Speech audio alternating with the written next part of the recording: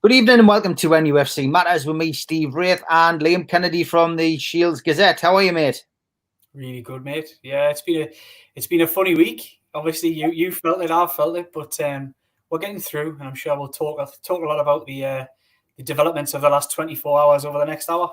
Yeah, definitely. Yeah. Well, of course, we'll start with something which I got back from Ian Mearns today, the MP for Gateshead, Labour MP. We've had him on the show a couple of times over the last few weeks, and he drafted up a rather passionate letter to Richard Masters. It was a 3-page letter. We've managed to get 3/4 of a letter response back from Richard Masters, which Ian has kindly shared with me today, which I'm going to read because some of the viewers might not have seen my Twitter account. So basically, the reply from Richard Masters from the Premier League was as such. Dear Mr. Mearns, thank you for your letter of the 21st of July.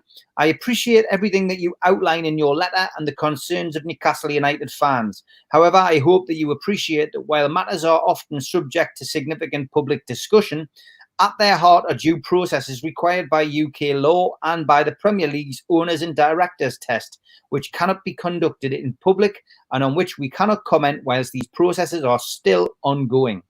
We are confident that these processes go above and beyond that required by UK company law, and they are applied with equal rigour to every single purchase of a Premier League club, regardless of the prospective owner or director. I do hope that we will have a resolution to this matter soon, but cannot commit to a specific timeline at this stage. I can assure you that my public affairs team will look to keep you and your fellow MPs with an interest in Newcastle United across any final decision as soon as that is made. Thank you again for your letter and for your long-standing support for Newcastle United. Yours sincerely, Richard Masters. First impressions after hearing that, Liam? I know you hadn't had time to read it. I think it's good hearing that he's had a response. He's had a detailed response. Obviously, we're not seeing any timeframes put on it. Again, that's something that we know. We know that this is indefinite. It can go on as long as they choose for it to go on. If they're not satisfied with what they've got, if they want to ask more questions, there isn't a set amount of questions. Like you can only ask 10 questions of said buyers, etc. This could go on to and fro for as long as they choose for it to do so they can make a decision whether the people that are taking over Newcastle United they believe are fit and proper to do so. First impressions from me is I'm pleased that dialogue has been opened up. It's really good at Ian Mearns to really put his neck out there and send that letter. And I think any response from Richard Masters can only be positive. But if you were to analyse it truthfully, it is quite a standard response. There isn't a massive amount of detail there. But like I said, to me, opening up that channel of communication can only be a positive thing. The more pressure that's put on from every different angle, I don't think it'll make a massive amount of difference to the Premier League, but it can't damage the time frame that it takes to put this through. So it's really good at Ian Mearns to do that, and hopefully a few others will follow suit. We'd imagine that Newcastle United Supporters Trust's letter reply from Masters was probably pretty similar to that. So obviously they didn't share the contents of the letter. So you would imagine it is very similar. And I've had a few inboxes over the last couple of hours since I shared that on Twitter. And, a lot of people sending us the automated reply that they've had from Tommy at the Premier League, which is a lot shorter than that, but essentially, saying that they can't really go into it. Lots of other people saying that they've emailed as well or written a letter and not had a response. So, it'll be interesting to see how that all pans out. And I personally feel that at least it puts a little bit of a spoke in the works to certain journalists' stories which developed yesterday. There were certain stories came out yesterday, and I think there's a lot of, we've talked about it before, Liam. I think there's a lot of stories which are coming out, whether it's national press or whatever it is, whether it's Qatari press or, you name it. I think there's a lot of misleading stories coming out. I think the one thing that letter does for me is, basically puts everyone's mind at rest that this really is still ongoing, and it is still between the Premier League, the buyer and the seller.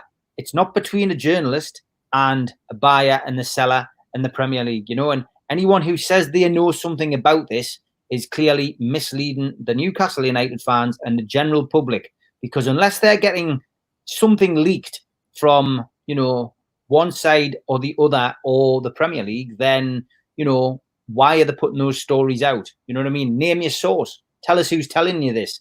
You know what I mean? It's as simple as that. If you're going to come out and put a story in the paper, tell us who your source is. And I know you're laughing there already. Now, Steve, because you know my answer to that. We're on different sides of the fence here. Exactly, but tell us who your source is if you're so convinced. And of course, that's not going to happen. I know that, but it'll run and run. But I feel a lot happier after seeing that. And you know, we had that conversation before we came on air. So, Michael. I stand by that as well. I think if you'd asked me yesterday how confident I was that things were going in the right direction, it would have been a difficult question to answer. Yeah. Today, having had a little bit of time to think through the information received yesterday and other things, other parties writing stories, I genuinely don't feel quite as negative as I did yesterday, because this deal isn't dead, and until it is dead, then it's ongoing. And Richard Masters confirmed that. Again, there is no time frame to this.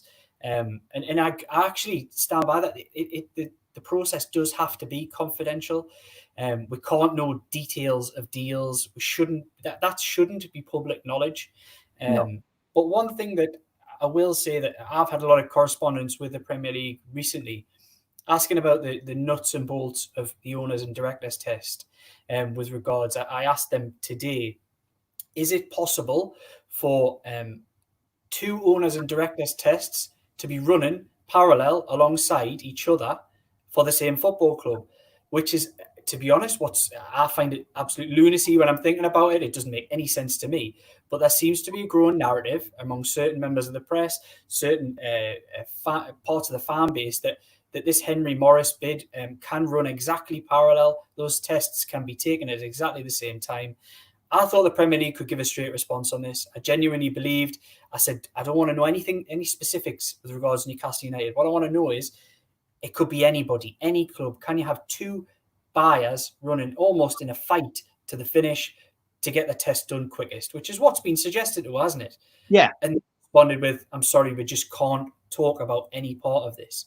And that, to me, is a failing in the communications from the Premier League.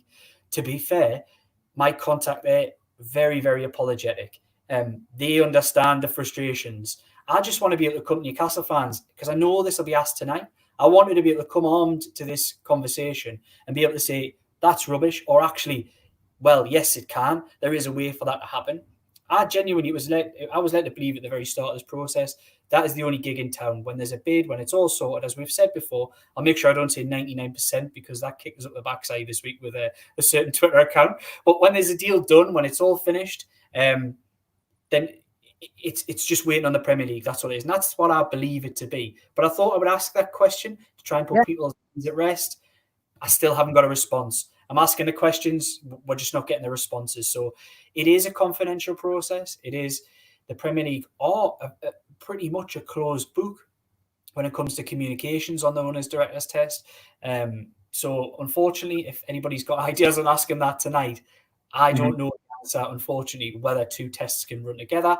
But my understanding originally was that no, they couldn't. This is the only gig in town, and hopefully it is. Well, it would seem a bit pointless until they reject or approve PCP, PIF, and the Rubens. It is pointless, because you're just doing work which doesn't need to be done if the first bid is going to be approved. So what I would suggest, and again, this is just my thoughts, is that any future bid or bidder will have to wait until this one is rejected. And if it was rejected, then the whole process would start again with Henry Maurice, So it's, and that is, of course, if he is a genuine bidder. But, as you say, we don't know. We appreciate you asking that, Liam. And, of course, if you get a response, let us know, and we'll get you back on the show on Friday with the lads, and you can update us if there is anything that you need to tell us on that. As always, ask your questions, guys. We'll get through as many as we can. Please like and share the video. The more you like the video, it helps us out, and we're getting to a bigger and wider audience. And just want to thank the girls for coming on last night, and to let you know we will be doing that on a regular basis now on a Monday. I thought Sav and the girls who we had on last night were fantastic. The viewing figures were great.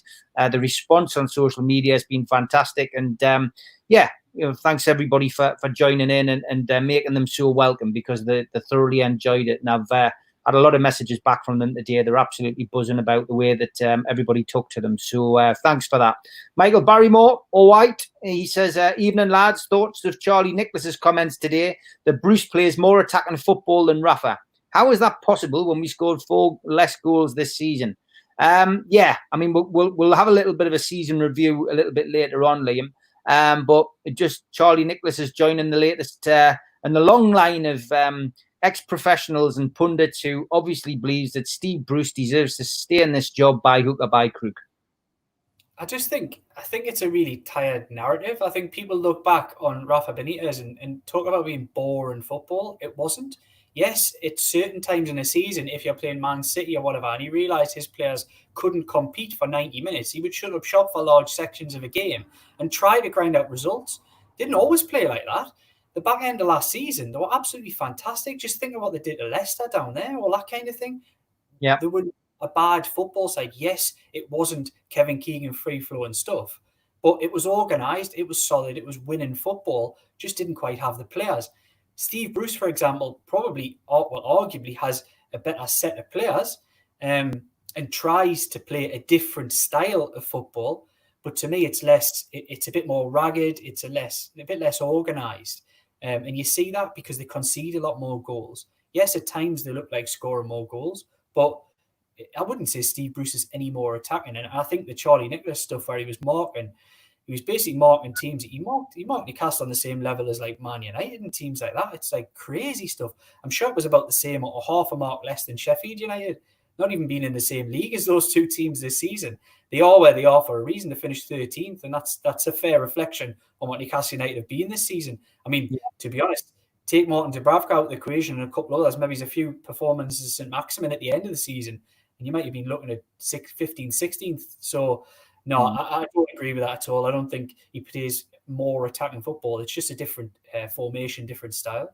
Yeah. Dan Milne says, evening lads, what's your thoughts on the report saying that there's no clear individual who will run the day-to-day? Surely that would have been identified at the start of the process. Back to the takeover again.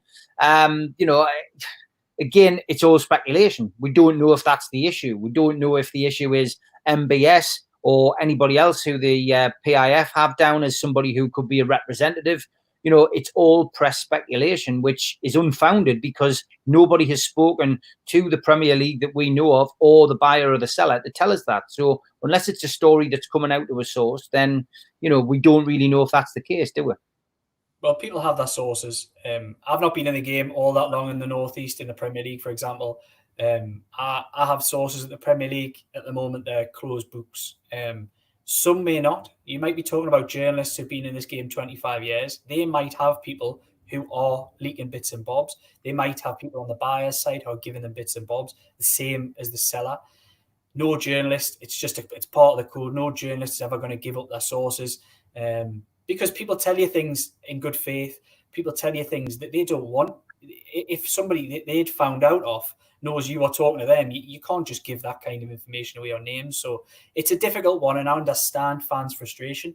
I've had it myself when I've written stories very recently of fans saying, come on, name your source, name your source. It's just not right to do so. It's not always right to do so, and it's generally a journalistic trait that people don't name their sources, and you're not legally obliged to do so in certain cases as well. So it is frustrating. I can see that from fans because you want to see a name put to quotes, you want to see a name put to speculation, but it's not always easy. It's not always black and white like that, unfortunately. Sam Robson says Takeover will go through. It's been 4 months in the Premier League, haven't established a direct link from PIF to the KSA government. They'd have to have concrete evidence, and after 17 weeks, they don't have any. Yeah, I mean, again, speculation, but it'll all come out in the wash. Evening, Spenny Mag.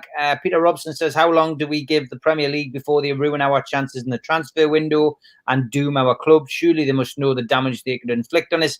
They don't really seem to care because obviously, Liam, we still have an owner, and we have an owner who isn't short of a few quid. And until that owner isn't our owner, then it's his responsibility as to whether he buys or doesn't buy. So have you heard anything, from your side of things as to whether there's, a plan?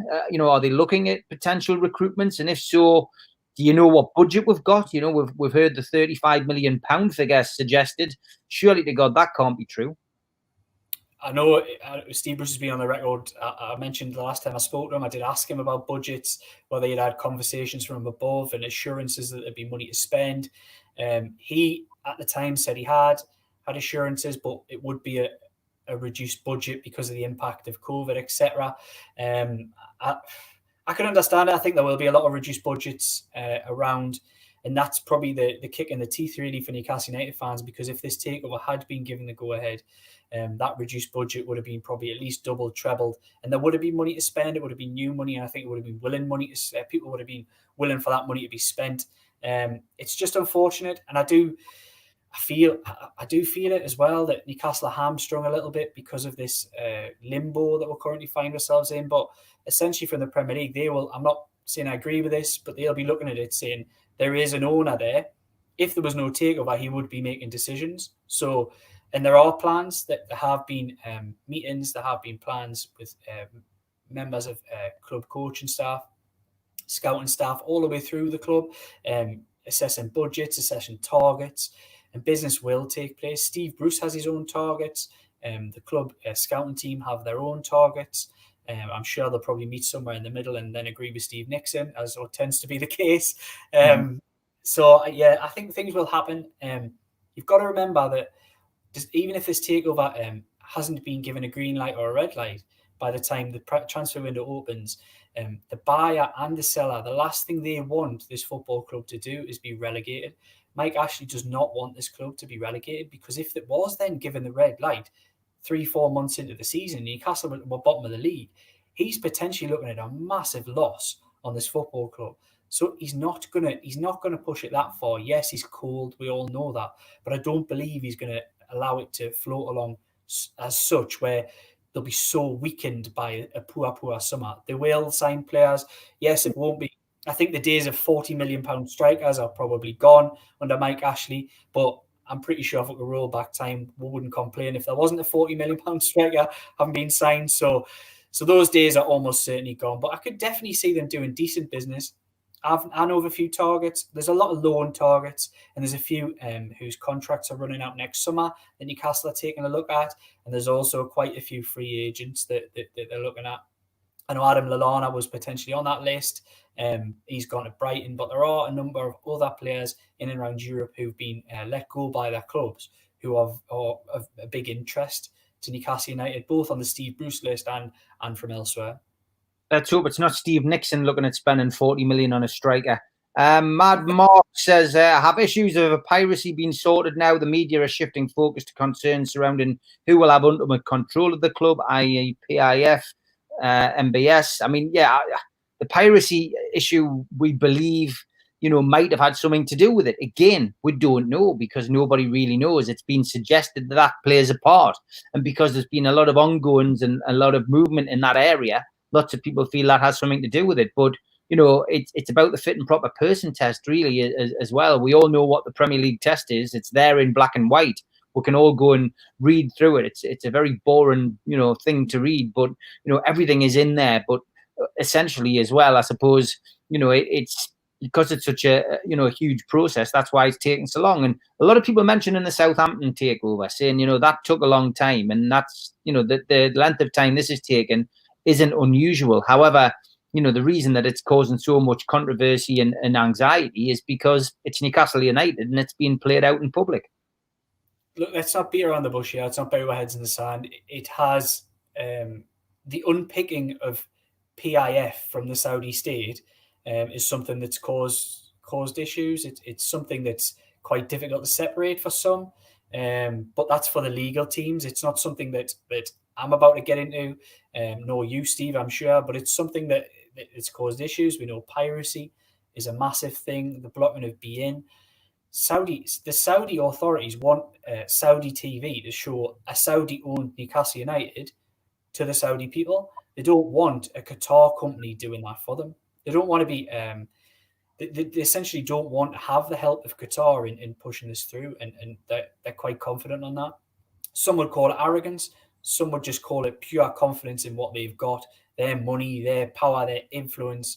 And I suppose The only way we'll know which side was right, which side was wrong, and the stance that they took will be if this deal gets the go-ahead. And timeframes, we just don't know when this is going to happen. It's a weird thing that something can be going on. We all thought it might take 2 to 4 weeks. We're now 4 months down the line. Could we be sitting in the same place? Could we be sitting here talking about the same things in 4 months from now? We could be. There's no suggestion that it could be next week, even though we've had lots of rumours. There's no suggestion it could be the end of the year. It could be the end of the transfer window. We just don't know. This decision will happen when it happens. And I've also in recent weeks written about the idea that the Premier League will just brush this under the carpet. That's not something they can do. They can't do this. You can't brush this under carpet, because if they were to do that, that's when you're talking about legal action and legal problems, because there was a clear framework set out whereby, right, you have to fit these certain criteria to own a football club in the Premier League. All of a sudden, you couldn't suddenly say, all right, well, nah, sorry, it doesn't matter. We're not going to bother making a decision on it. No, I'm sorry, that would then bring in legal challenges. There's absolutely no doubt about that. And that would be even before there'd be any kind of appeal process, because they wouldn't make a decision. But yeah, I think it's a mess. It is a mess. But hopefully it's a mess we all come out over the right decision. I mean, there's been more deadlines to this takeover than you and Miles have had at the Shields Gazette in your combined career. And of course, I saw another one today that, Man United, their deal with the Saudis elapses on the 31st of July, and that's a key date. You know what I mean? It's crazy. There's so many people speculating and trying to get a date. We seem to have moved away from that now. We're just, we're all on this, roller coaster ride, and we all had that down moment, feeling really down. Ian Mearns' letter, reply, although it's a bit of a non-reply, seems to have given everybody a bit of a lift again. So I think we've got a few more ups and downs on this Toon roller coaster before we reach the conclusion. Daniel Lennon's comment there: Wolves after ASM. Any truth in that? Have you heard that today about Wolves looking at St Maximin? It's not something I'd heard in particular, but it's absolutely no surprise to see certain parties being interested in a player like Alan St Maximin. I think his season, in a lot of ways, even though I'm a massive fan of some of the things he can do, he's so exciting with the ball at his feet, so brave with 3, 4, 5 defenders in front of him. You don't fear about him having a go taking them on. And he's added a bit of end product, but let's be brutally honest about his season, and people might not like this, but he has actually blown hot and cold. I think injuries really hampered him largely at the start of the season. But before lockdown, he was in and out. He wasn't in and out of games. He wasn't. There wasn't really an end product, but he really turned it on for about 6 to 7 of those last 10 games of the season. And I've seen some cynical people say, did he put himself in a shop window? I don't know. That there is, some people may look at it like that. And if he has, then Newcastle United would quite happily make quite a lot of money on him from the 16 million that they paid in the summer, because his stock has been incredible. The rise has been incredible. It's been hard not to notice him in most of the Newcastle United games. And I think he's a name on the tip of everybody's tongue who watches Premier League football, because he's so exciting. Will he leave? No, I suspect he'll probably still be here next season. He's not a player Newcastle want to lose. He's a player they want to build a team around. So it's no shock to see Wolves are interested, but I think they'd have to pay quite a lot of money to prize him away from the football club. James says, evening, Stephen Liam. Wanted to ask, with all these bad stories coming out, why haven't the Premier League not failed it yet? It's been going on for months. I mean, it's a good point, isn't it? If they were going to fail it, you would imagine that they would have failed it pretty quickly. Well, I think that's the positive that it's probably twisted me a little bit in the last 24 hours, is that if you were intent on blocking something, why would you continue a Q&A, continue communications with buyers for 16 and a half weeks now? That's what we're standing at. And to me, there's got to be some hope in that this is something that they want to resolve. They haven't come at this as a closed book. They do want new investment in the Premier League. So that there is hope there, that there's a continued conversations. Yes, we're talking about a little bit of a block in the road, but surely two heads can be banged together and something can be brought out of this, because we've gone too far. There's been a lot of money spent. We're not just talking about non-refundable deposits. We're talking about legal fees. The legal teams have been involved in this. The money spent is incredible. So I would suspect that there will be a resolution. But again, who knows when? Nobody knows. Mark Slavin says, what would have happened if we'd gone down to the Championship, were then bought by PIF and promoted back to the Premier League? I think we mentioned this last week, actually. You know, the horrendous situation at Wigan probably wouldn't have had an issue. We probably would have managed to get this through no problem in the Championship. But of course, it's two completely different associations who deal with it. But yeah, it would have been interesting. And, you know, unfortunately, you know, we'll not know whether that's the case. Jason Carter says, I was interested to read the Premier League have asked for clarity about who will be in charge at St James's Park. I can't believe for one moment a consortium of that standard wouldn't have outlined that issue already. Yeah, my understanding is anyway that would be something that they would look at straight away, especially when you read, you know, what the Premier League have to go through. And you know, the owners and directors test is a huge part of it. Even Richard Masters in his letter today to Ian Mearns has you know, said that that's part of the process, and that is part, you know, but none of the process can be discussed with anybody. So, you know, the owners and directors test is exactly that. It covers who is going to buy the club. And the one thing we do know is that it's 80% PIF, 10% Amanda Staveley, and 10% the Reuben brothers. So those people who will be going on to the board of directors will have had to go through the owners and directors tests. But there will be people who I would presume are representing PIF in this, who, you know, will have probably been looked at a lot closer because they're from, you know, from Saudi, from the Kingdom of Saudi Arabia. And that's probably one of the bones of contention. And one would imagine that if there is an issue with one of those people on that, you know, on that particular side of things, then surely, you know, there's a bit of wriggle room, and you can take that name off and put somebody else in. You know, it would be as simple as that, Liam. I would have thought. Yeah, well, I mentioned it a little bit before, and I wasn't going to go into too much detail, but it is the idea that it's how you unpick the connections of PIF and the rest of the Saudi state. And it's not necessarily the people who are named in the owners and directors test, more maybe the people who aren't named, and influence that can be, whether they can be influenced from outside. And that's the issue, is that PIF is the Saudi state sovereign wealth fund. It was set up by the Saudi state to be their sovereign wealth fund. So there are connections with the rest of the Saudi authorities, including MBS, who Mohammed bin Salman, who is the chairman at present of PIF.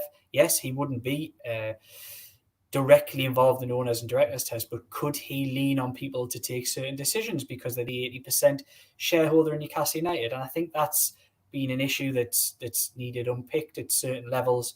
Like I say, I'm not 100% party to, I'm 99% party to anything. I don't know anything at all with regards to the Premier League and what these discussions have been said. I can only speak to people and pass on little bits of information that I hear. And I do believe it's been an issue. Picking apart those seams has been difficult. And obviously, it comes down to piracy mostly. If the Saudi state commissioned BOQ, which we've seen, they haven't according to the WTO, but there were connections there. And have they done enough to stop it? And also, could they have prevented the blocking of the Premier League via BN? Could they have prevented that from happening, which we've seen develop over the last couple of weeks? If there are connections within PIF, which there possibly are, we don't know that, who have connections with the Saudi authorities in that field, then there is a case for the Premier League to say, well, you could have stopped this. You said you have no power to influence, but do you really have power to influence? And I think that's people. I hope people are following us there. It's a complicated issue, but I think these are the type of things that are coming up in conversations and are causing questions to be asked of the bid. Now, I'm certain the legal teams involved from the buyer's side, they've assessed every single option, every single question that could have come up, and have given all the answers required. Now, it's a case of whether this stalemate can be broken, whether there will be workarounds, people will be able to work things out, and I just hope heads come together and give us the answer that we're all craving. We've been craving for 13 years. We want this club we want to feel, we want to love, we just want aspirations, we want hope, and to be honest, it's just been a hope vacuum going up there every other week.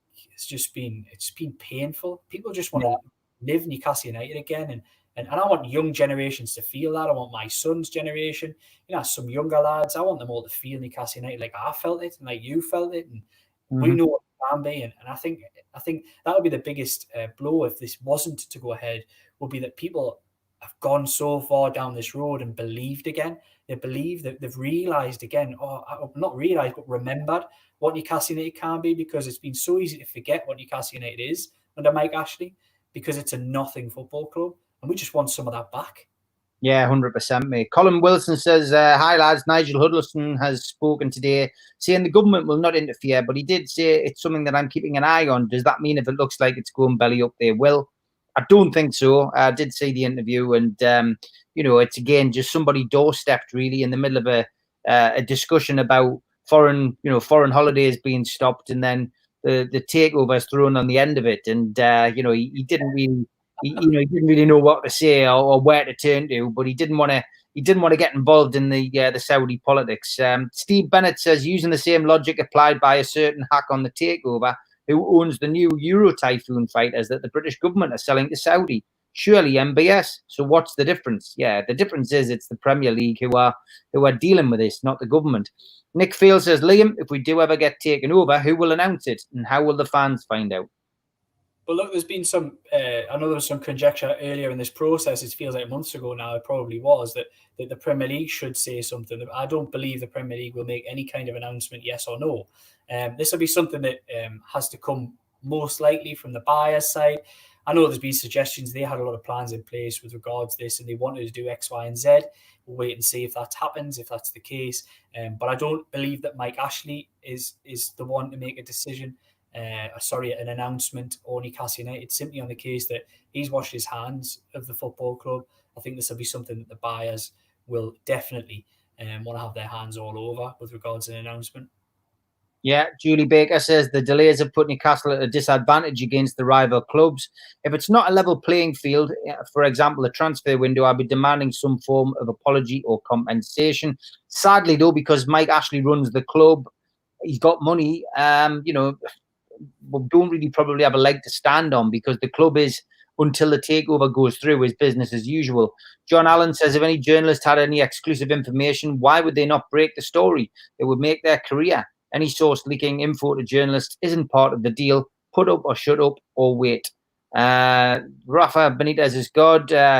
Luke Edwards lying to the fans again. Imagine my shock. Yeah, obviously a big fan of Luke there. Anton Mackay says, is it true? Do either of you know that a Man United sponsorship deal runs out at the end of this month from Saudi? Yeah, I covered that at the start of the programme. Yeah, it's alleged that runs out on the 31st of July. So that's what I was saying earlier, Liam, that there's a potential that's another deadline. It's another deadline that we'll be clinging our hopes to, hoping that that's going to come off. I mean, it could be true. I've done some light digging on it. I wouldn't say I've really gone too much into it, but I've not seen any substantial evidence to suggest that is the case. Obviously, there would be a conflict of interest where PIF-owned companies, which Saudi Telecom would have any interest in another Premier League football club, but it's purely a commercial deal at present, and I'm sure that's something that could be unpicked were they to buy Newcastle United outright. Yeah. Still nothing happening because it's all made up. Suits Mr. Ashley every time. Months go by and money flies into the coffers. Malcolm Taylor says, surely the main objective is the purchase of the club, and the buyers have the expertise to run it properly and have suitable personnel in place to do the job. Yeah, I mean, that's what you would expect. And as I say, the Southampton takeover did drag on. So, hopefully, we are.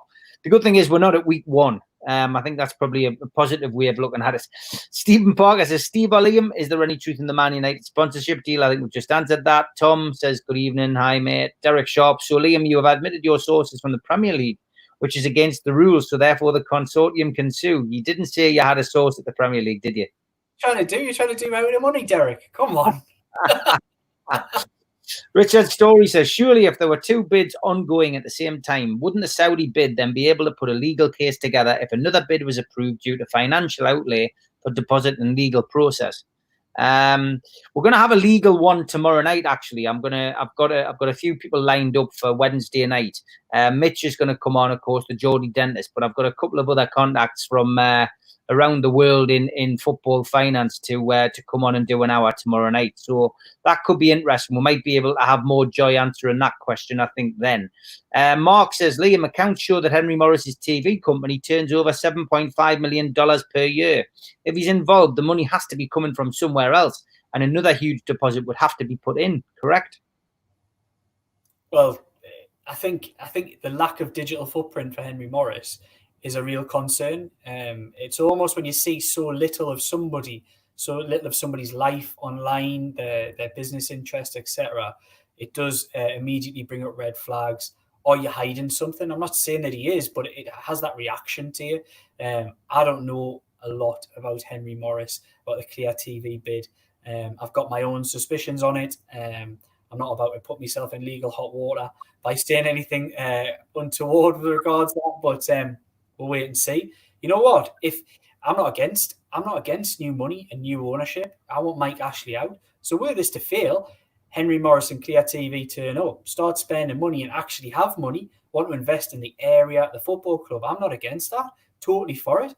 I just want Mike Ashley out. But the problem is that we've all seen what the Saudi riches could potentially bring. And I think were that not to fall through, I've said it before and I'll say it again, it'd be like having a lottery ticket, winning a lottery ticket and finding it washed up in the washing machine and not being able to put it back together. Yeah, Brandon Weir says, my beard's turning grey because of all this. Should be a simple process. Guys, remember, 70 million's been put up front. I think it's just a matter of time now. Peter's asking if I'd bet my life on this takeover. You must be joking, but I am still confident. Tom says, Liam, do you think the owners and directors test isn't done yet? It would be great if the Premier League came out now. It's clearly not. You know, we don't have a result, do we? So something hasn't been completed. Yeah, it's not done.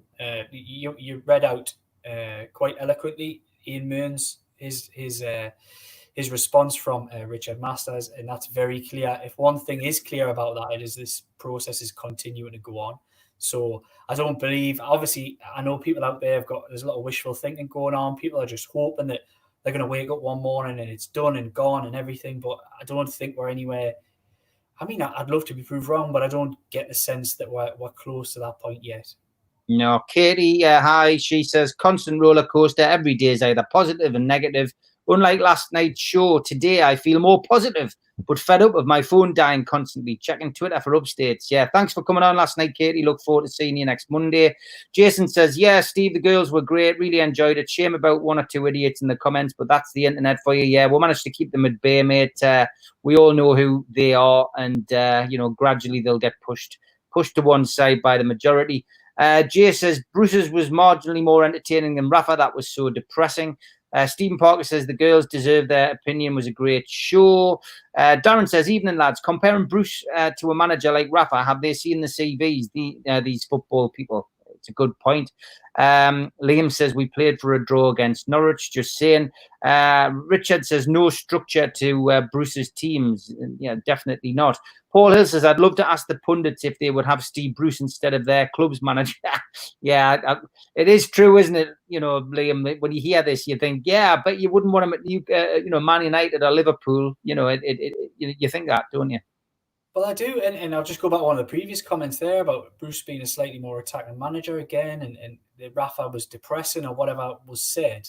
To me, you've only got to go back to January, and there was 0-0 draw after 0-0 draw at St James's Park against the likes of Oxford. We've been stuffed every time we've played Leicester. These games they don't live short in the memory. We just got stuffed off Man City. We've been terrible at times this season. Those are the type of performances of games that never happened in 3.5 years of Rafa Benitez. They did not happen. They weren't even close. We've probably seen 5 or 6, 7, 8 games this season, which would not have been possible had Rafa Benitez been the manager. And that's not in a good way, in a bad way. Lee Kershaw says, do we think if the bid's rejected due to PIF that the Reuben brothers could go for full control alongside Amanda Staveley? Who knows? And whether that has to be another line of talks, etc. You just don't know. Does it have to start again? Yeah. In this comment here, you did laugh. Bungo Freddy says, do you think the Saudis will have players on standby to come in and a shopping list drawn up? Surely they wouldn't turn up empty-handed. Is that a possibility? Yeah, of course it is. Yeah.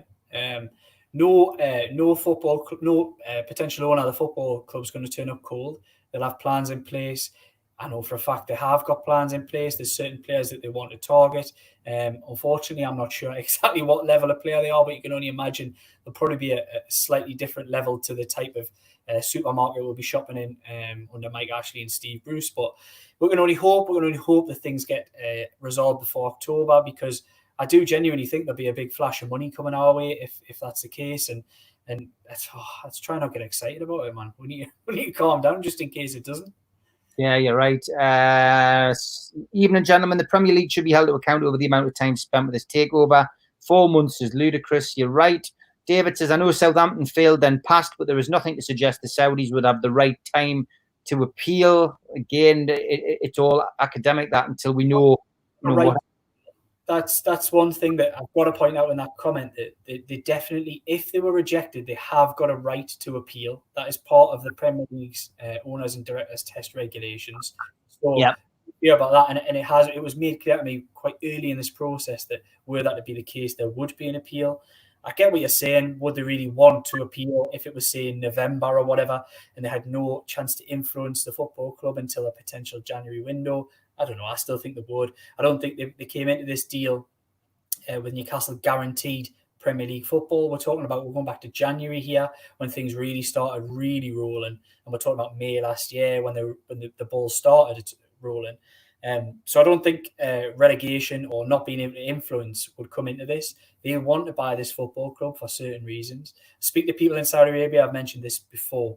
There is a real idea behind the Saudis wanting to buy a football club. It's such a young population, and it's a population that has always been ruled by really aged kings. We have one at the moment, but Mohammed bin Salman is the next generation. He's young, he's in his 30s, and he wants to be able to appeal to the people of Saudi Arabia, the young people, most of the population. And by doing that, this is a country. It's not a football and backwater. They love football. In terms of Middle East countries, that is the Middle East footballing country. And he really wants to appeal to the young fan base. So there is reasoning behind why he wants to buy into the Premier League, because it's such a loved product in that country, even if it's not legal to watch it at the moment. Yeah. Glenn says, has Liam heard anything about the American midfielder at Schalke, Mackenzie, heading to Newcastle? I've seen that rumour popping up today. The only comment I could make on that is it's not one that's new. It has come up from time to time over the last few weeks. I could only imagine the type of fee that would be commanded would suggest he'll definitely be in the list of players who would come in post-takeover, I would think, rather than pre-takeover. I could be wrong. I'd like to think I was wrong. There is money there, but given the amount of the sums that have been banded around 35 million, etc., if you're going to buy that certain player, it would take up 95% of that budget. So I find it unlikely, if Mike Ashley's still the owner, that he would be turning up on Tyneside. I mean, Akin Sahian's asking a question about, the leaks. I mean, reading between the lines, have you, do you have any thoughts as to who would be giving that kind of stuff out? Is it the buyer? Is it the seller? Is it the Premier League? Are you just completely clueless on that? Well, look, I want to make this clear before any of this, that two absolutely fantastic journalists. Yes, Luke Edwards rubs a lot of people up the wrong way in the Northeast, but they're fantastic journalists and have very, very good sources. Jason Burt in particular has been almost ahead of the curve constantly throughout this takeover process. And that, to me, would suggest that he is probably talking to somebody on the buyer side. But from me, that is pure speculation. I don't know who he's speaking to, but he could be speaking to someone at the Premier League. I'd be surprised the nature of the stories that he's been writing. It's somebody from Mike Ashley's side. Luke Edwards' piece got debunked by Football Law yesterday, which is a Twitter account. They highlighted either the Premier League are citing irrelevant documents, or Edwards isn't telling the truth. I mean, it's, again, there's a lot of animosity towards Luke tonight, and I will reiterate that normally when takeovers on the horizon, Luke is a pretty good guy, and I have unfollowed him on Twitter, and I haven't blocked him. I do like to occasionally see what he's got to say. I've stopped replying to Luke on Twitter because I don't want to be getting into arguments with journalists online. I had a heated exchange of words with Miguel Delaney early in this whole process, and I just don't think it serves any purpose having fallouts with people online, and certain people seem to enjoy doing it. I'm not one of them, and what I would advise anybody in that situation is just to unfollow the person, and if they persist in annoying you with their stance or point of view, then block them and you don't see them, and it's as simple as that, really. But I understand people's animosity towards Luke, but I will stick up for him in a journalistic sense and say, look, he is good at his job. But at this moment in time, it's quite clear that he feels he's got a story, and he's sticking to it.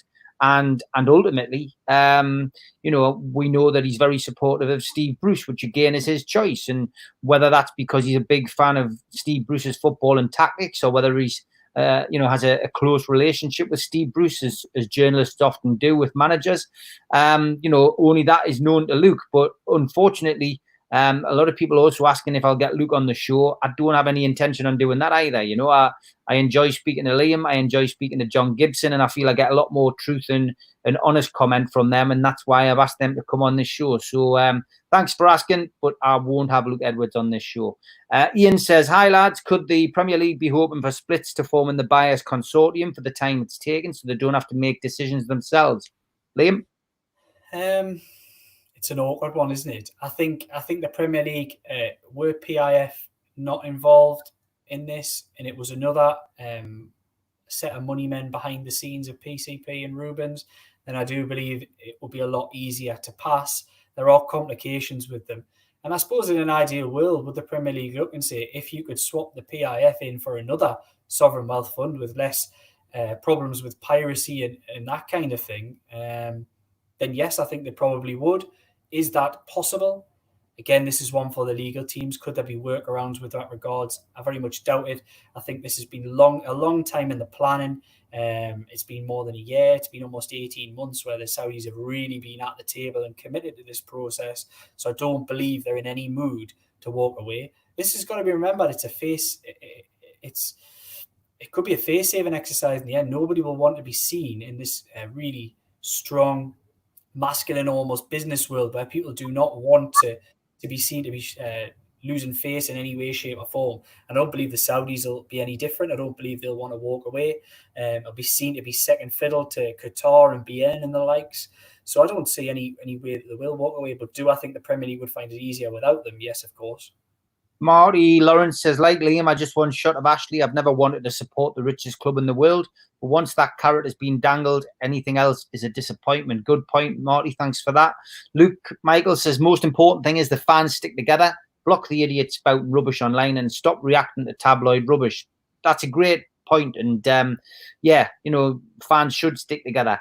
I have noticed, unfortunately, certain comments coming from certain fans and fans groups over the last week when things have started to look as if they're not going to plan. People having digs at supporters and little comments without mentioning names. And, unfortunately, our fan base rarely sticks together. And that's one of the reasons why Mike Ashley has been such a big success, disuniting the support, because we do very well doing that on our own without getting the help of the owner. But Luke, great comment. I just wish people would take that on board. Sam Robson, at least Rafa had a plan, still having that debate. Remember, Brucey's on a reported 5 million less than Rafa. You get what you pay for. Sam says our plan is nick a goal early and then sit back all game. James says Steve Bruce has done okay, but in an Ashley era, if and when the takeover happens, Bruce will not be there. Doug Hall says, do you know if the people doing the directors test for the Premiership have any ties to other clubs, so there is no bias? Good crack last night with the lasses. Cheers, Doug. Yeah, somebody today is suggesting that Mosters is a Villa fan. It's better than being a Mackham, I suppose, but I don't think he would allow his football allegiance to come in the way of this. He can't, or he wouldn't be qualified for the job. So if that thought even came into his mind, then he's wholly unfit for office. So I don't believe that for 1 second. Not at all. Paul Oxley gives a different point of view towards Luke Edwards. He says he's getting hammered because nobody wants to hear that the takeover isn't going through. Good point. You know, people want to be positive, and anyone who gives a negative is obviously going to get hammered. So yeah, well, I'll accept that. David Tweed says, has anyone else opted to buy the Newcastle Blue Star top instead of a Toon top? Mine's on its way. Yes, David.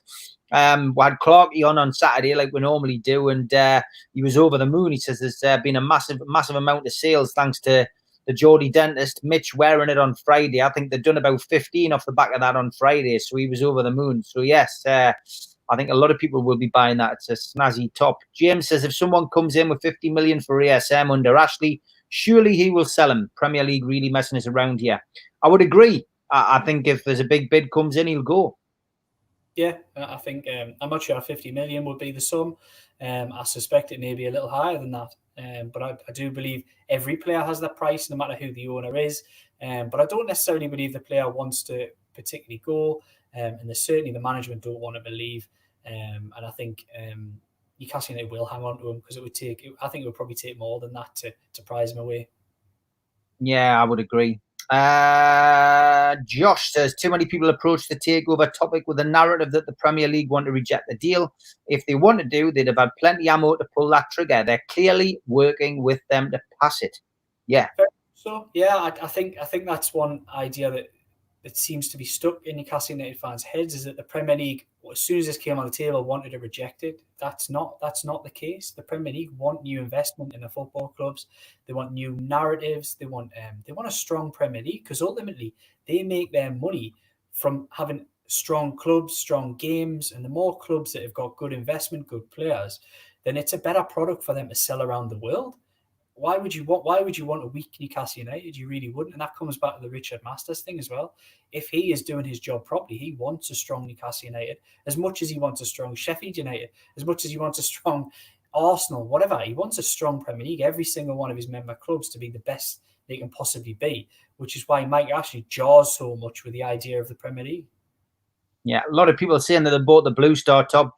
Paul Oxley again says it's meant the Newcastle one's just a good job. Rushed through for last season, but yeah, I think a lot of people like it, Liam. Yeah, it's a fantastic shirt. Keep buying. Yeah, James has Lee Clark got Twitter or Instagram? Yes, James, he's on Instagram. He doesn't do Twitter or Facebook. James Smith says, I think the Saudis are holding back so they can go back to buy Man United. No, I don't think that's the case. Colour Coach, if you look at all of the negative stories online, none of them actually say it'll fail.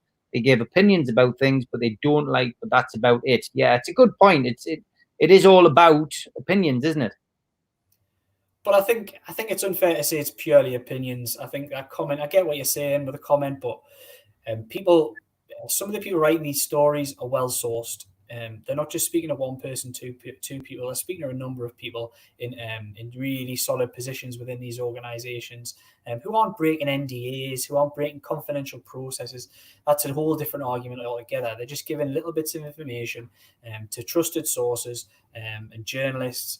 And that's okay. They're not breaking any rules. And I would always, I think you guys out there aren't stupid enough to know that there are certain journalists you can trust, others less so. And I think you'll make your own minds up on that, whether you believe me, whether you believe somebody else, whether you believe Steve, whoever it may be. And I think that's ultimately for you guys to make up. But don't necessarily always think it's opinion. When people say things, quite often there is meaning behind it, even if they can't overtly say what they've been told. Yeah, I just saw a comment there. Can the Blue Star stop be delivered to Germany? Yes, it can. Are we reading anything that Bruce doing a Zoom meeting with Ashley tomorrow? Par for the course, isn't it? He's going to want to at least discuss, who he's moving for, etc. And maybe he's give him an idea on budget. Yeah, of course, it's part of the process. He's a football manager who needs to know what's going to happen with his team, his budget, who's going, who he might get rid of, he might stay. Yeah, I think it's part of the process. I think people are reading too much into these kind of things. The club has to exist, and if anything, these kind of meetings tomorrow are a positive. They can't be seen as a negative, because the fear that I always had if this dragged on and on would be that Mike Ashley, having washed his hands of the football club, would allow it just to listlessly go along with no decisions being taken, and Newcastle would be in a real position. I feared for this football club a couple of weeks ago in a summer where a takeover didn't happen. But I've got to be honest, the things I'm hearing now, at least the club's going to exist. It's going to continue. And that's a positive thing for Newcastle United fans. So any meeting that Steve Bruce has with Mike Ashley, yes, he's not the owner you want and he's not the manager you want, but that's the reality at the moment. And it's a positive that they're going to be talking about transfers. They're going to be talking about deals so that Newcastle United can be in as strong a position as it can be going into a season, because they've got to act as if there is no takeover going ahead. If they start thinking there's a takeover ahead and switch off, that's when Newcastle United could be in real trouble, and I don't see that happening. Last couple of questions from the fans before I ask you my end of season questions, which we've planned tonight. Jonathan Ward says, when do you think we'll be doing our transfer business, Liam? Do you think we'll be early on this time round, or do you think we'll be late? Well, I don't think it's going to be early, because like you said, the transfer window is already open and we're only having meetings with regards budgets, etc. Mike Ashley now. There have been conversations taking place with Lee Charnley, of course, but it doesn't suggest there's going to be a lot of early business. We've seen one piece of business, of course. Mark Gillespie's come in from Motherwell, did fantastically up in Scotland. He's not going to be a first choice keeper, we know that. He's probably brought in as a third choice, but it wouldn't surprise me from people I've spoken to who know the player. It wouldn't surprise me if all of a sudden you've seen him popping up on the bench. There might be a couple more signings like that, but I think there'll be a lot more high-profile ones. I wouldn't be too concerned by that. And again, it's the one Newcastle United fans, understandably, have just been reading a little bit too much into. It's a player they needed to sign, and they signed him. It's business done. And I think the summer might well be like that. It'll be players they need. I don't think there's going to be any extravagance, as I've said before. But there might not be a lot of extravagance with regards to other Premier League sides. I think Arsenal have done some business, or they're looking to get Danny Ceballos on for another season. There might be a little bit of that, whereby players would just be extended for another year. Yeah. Prospective players are going to be looking at the takeover as well, though. They're going to be going, I've got the chance of going to Newcastle United. I could be playing under Steve Bruce for the next 12 months, which might not appeal. But then they could be looking at, if I go and the takeover happens, I could be playing for Rafa Benitez or Pochettino. So, it's a flip of a coin, for a player to decide whether he's come to Newcastle. And that could work for us, but it could also work against us with the uncertainty surrounding the club at the moment. And that might put us back even further. So, again, it's interesting. We're running out of time. Bobby Martins, you'll be the last question of the night. People are asking how percentages of out of 100, are we still confident? I'm still 100% confident it'll go through. Yes. Liam, are you still 100% confident? Are you wavering a little bit? No, I've not even through this process have I ever been 100% confident. I definitely have hope that this will happen. But beyond that, I can't say for certain. Just on that question there, with regards reversing a ban on beIN, no, I don't believe that will happen. I think the Saudis have nailed that colours to the mast. They know exactly what they're doing. This is very political and very deliberate, and I don't think they'll be reversing anything with regards beIN. There will have to be some kind of solution, which I very much doubt will be given any ground to Qatar. Yeah, Ray says, any likelihood of Jetro Willems, sorry? Well, I tell you what, lockdown's probably been a good thing for him, because it's allowed him to get fitter and fitter. And we're now talking about a season starting late. He's a player that really impressed a lot of people at the football club, not only with his performances, but his attitude. And I think that could be a deal that resurfaces at some point. Who knows? Could this summer be too soon? It might be. But I suspect we might well see him in a Newcastle shirt again. Okay, end of season review. Quick answers to these ones, Liam, please. Some of them won't take much deliberation, I'm sure. Best game of the season. Right, so obviously Bournemouth was the best performance, but I'm going to go with these first few questions you've put to us this morning. Yeah. It sounds like Matty Longstaff loving, because the best game for me, that emotion, it's the first time in a press box I've ever jumped up was when Matty Longstaff smashed that ball in at home against Man United. I've never done that before, and I was pretty unprofessional, but it came out of us. So I would say the best game for me was that. It was just the whole drama around that Matty Longstaff goal. And that probably answers your next question as well. Best goal for me, that goal, no doubt. Yeah, okay. Best young player. I've just said it's Matty Longstaff loving. So he's got to be, because really, I mean, are you judging Alan St. Maximin as a young player? If you are, then it's got to be him. But beyond that, it's Matty Longstaff as a young academy lad who's come in, shown he's fantastic and more than up to Premier League football. Most improved player? Now, this was for me, it was quite a difficult one because there's been certain players who've improved over Project Restart. I would say players like Danny Rose, Joe Linton. I know it's not going to be popular out there, but there has Alan St. Maximin. His improvement was incredible after Project Restart. But if you're going to take the season as a whole, and again, this isn't going to be one people are going to like, but for me, I would say from being probably second or third choice right back at the start of the season to being first choice right back and getting a 3-year contract extension, Javier Manquillo was probably one of those that really improved. Miguel Almiron would be another who I thought from December through to June, July was fantastic. Player of the season? Player of the season, I wrote a story on that today. A lot of people out there, it seems to be a runaway winner online is Alan St. Maximin. Not for me. For a player of the season, you've got to do it over the whole season. And Alan St. Maximin, as much as I love him, didn't do it over the whole season. Martin Dubravka, probably, with the saves he made. Yes, he made mistakes and cost points, but he probably won enough points over the course of the season to keep Newcastle as heads above water with regards to relegation. So for him, I think honourable mentions for Federico Fernandez, Miguel Almiron, Jonjo Shelvey, and Isaac Hayden wasn't bad as well. Finally, season a success or failure? Right. It's a success. Right. And I've got justification for this. It's a success because the day that Rafa Benitez left and the day that Steve Bruce was appointed, the turmoil that was in the football club, I will hold my hands up now and say, I thought Newcastle United would be relegated and Newcastle were not relegated. So using that as a basis for an argument, it was a success. Is the 13th place finish in the Premier League a success for Newcastle United?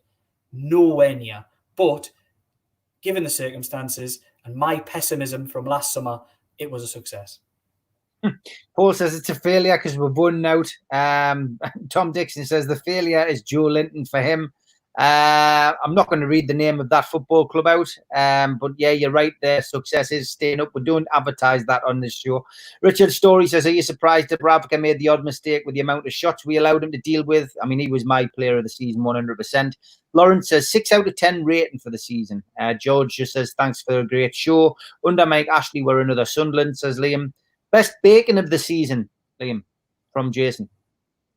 Best bacon of the season? How's the bacon is what Steve Bruce is renowned for. Trying to keep off the bacon, but it's difficult. Yeah. Rafa Benitez is God says this is our lowest scoring season since 2006 and second lowest scoring season since 1997. Scored 85 under Rafa in the Championship. Most scoring team in league. So say we've been more attacking football is under Bruce is wrong. And I will leave the final point to Sam Robson. He says, we're in trouble next year. We won't ever have luck we've had this year. Good point, Sam. Transfer window is open. Let's see what business they do. And let's hope this takeover goes through before we're all old and grey. Liam, as always, pleasure to have you on. Looking forward to getting you back on next Tuesday. And of course, any developments, mate, that you have, we'll keep in touch. And if we need to get you back on one of the other shows, we will do, mate. Great to have you on, mate. See you next Tuesday. Can I put a little shameless plug of my own on the end of your Go for it now, mate. Go for it now. Great, mate. Obviously, I've said I want you to subscribe and like Steve and his NUFC Toon Talk, NUFC Matters YouTube. It's fantastic. It's good. It gets fans on. But also, I'd like to say, please, if you like the content that I produce, not only on here but on the web, get subscribed to the Shields Gazette because we're not part of a usual model. People think that I write things just for clicks. I don't need people to click on our stories, but we do need people reading, and the journalism needs people to pay for content. So fingers crossed, if you can find it within your back pocket, subscribe to us if you like the content that I produce and people like Miles and Ross Gregory and others. We've got a fantastic team, and to keep doing this kind of thing, I've got to be paid at the other end. So that's my plug. Shameless as ever. It's a great team, and to be honest, we really hit it off a few years back through boxing. You were a big help to me when I was putting on shows with Anthony Babyface Nelson down in Shields. We've always kept in touch with regard to Newcastle, and then it was a pleasure to get down on your on your podcast on right at the start of the process as well. And obviously we've been working on the show on the commentaries with online commentaries with the games. But yeah, I think the Shields Gazette is great. I think ultimately from our perspective, it's been a big help with Newcastle Legends events as well. So yeah, give them a follow and listen to the podcast. There's some good podcasts that you and the guys have done. What's the name of it again? We do Mouth of the Tyne podcast. normally record it on a Wednesday. It won't be tomorrow because I'm having a day off, but we'll do one later in the week. So if anyone can have a listen to that, yeah, it'd be fantastic. And your feedback is always welcome as well, because we want to hear what you guys want to read. If the type of stuff that I'm writing at the moment isn't the type of stuff that you want to read, I'm trying to give you as much information to make your own decisions on this takeover or on a number of other things with regards to transfers, etc. If you guys want me to write something else, please get in touch. I'm there on Twitter. I try to answer as many people as I can. I'm trying to get myself out there, and any feedback from you guys is welcome, totally welcome. CD Quinn, you can buy a Blue Star shirt from their official webpage. Just search Newcastle Blue Star online and they will be able to help you. And as Lawrence Taylor says, they'll be on sale at the ground on Scotchwood Road as well. But get in quick, mate, otherwise I'll miss out. Tomorrow night, guys, I'm back 6 till 7. The Geordie Dentist's on with us, as well as a couple of other special guests to talk finance and to talk, Saudi as well. So going to be an interesting one tomorrow night, a little bit different. I'll feel a little bit out of my depth because I've got to be honest, my knowledge on Saudi isn't great. I'm going to have to do a little bit of homework tomorrow before I get on. But yes, it will be a good show and something a bit different. Thursday night, back with Super Mac and John Gibson. Again, they'll be working together with me. And then Friday, it'll be me and Steve and Neil. Back on Saturday, we'll have Lee Clark. And then Sunday, we're working on something as well. Also looking at doing something with Peter Jackson on Thursday, who played for the club in the 80s, which should be quite interesting. Not sure whether that'll be live or whether that'll be pre-recorded, but I'll be sticking stuff out on my socials. Give us a follow on Facebook. Give us a like on there as well. Follow me at Steve Wraith on Twitter and get Liam Kennedy on Twitter as well. That's all for tonight. Thanks, Liam. See you next week, mate. Cheers, mate. A pleasure as ever. And thanks, everybody, for tuning in. We'll see you tomorrow night.